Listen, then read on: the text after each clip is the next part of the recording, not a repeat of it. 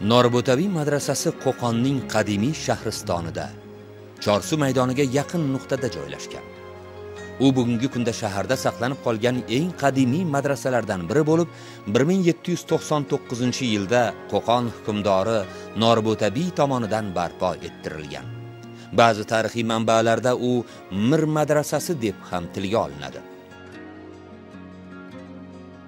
Madrasa sharq me'morchilik an'analariga ko'ra old tomoni baland, mahobatli peshtoqli qilib qurilgan.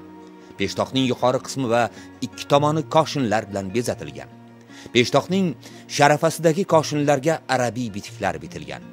Uning ikki tomonidagi koshinlarga esa Qo'qon hunarmandchiligiga xos islimiy gullar tushirilgan. Peshtoqning ikki tomonida baland gumbazlar mavjud. Bu gumbazlar usti ham samoviy rangli koshinlar bilan qoplangan.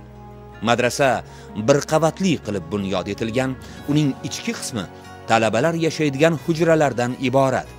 Peshtoqning ikki tomonidagi gumbazlar ostida madrasa o'quvxonasi va masjid joylashgan.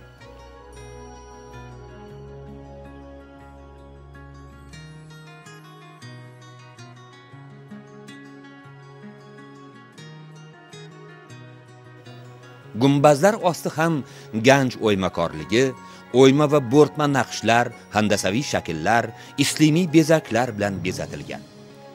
Madrasaning tarixi, qurilishi, bezalishida Buxorodagi Ko'kaldosh, Abdulazizxon va Mir Arab madrasalariga monandlik bor.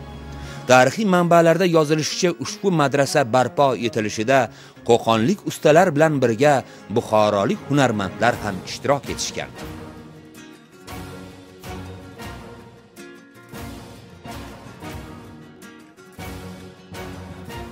Yurtimiz ilm fani, madaniyati taraqqiyoti uchun hissa qo'shgan ko'plab muarrixlar, allomalar, shoirlar, me'morlarni yetkazib bergan bu madrasa endilikda o'lkamizning qadim tarixiy yodgorligi sifatida e'zozlab saqlanmoqda.